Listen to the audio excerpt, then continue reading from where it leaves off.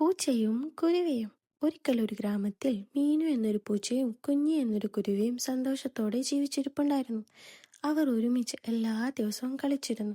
ഒരു ദിവസം മീനു കുഞ്ഞിനോട് പറഞ്ഞു, കുഞ്ഞി, നമുക്ക് ഒരുമിച്ച് ചാട്ടം പിടിക്കാം.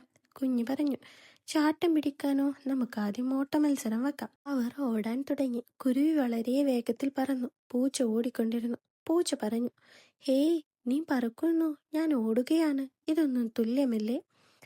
ശരി, പിന്നെ നമുക്ക് തുല്യമായ കളി കളിക്കാം, പന്ത് കളി.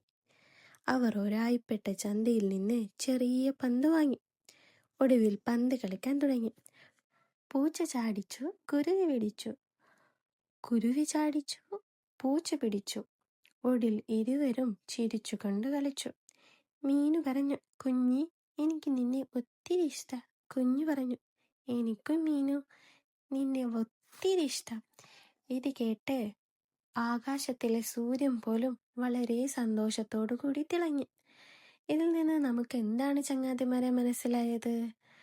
സൗഹൃദം എത്രയും വിലപ്പെട്ടതാണ്. വലിപ്പമോ വ്യത്യാസമോ ഒരു പ്രശ്നമേ അല്ല. സ്നേഹവും സഹകരണവുമാണ് ഏറ്റവും വലിയ വിജയം. അപ്പോൾ ഓക്കെ കൂട്ടുകാരെ, ബൈ ബൈ.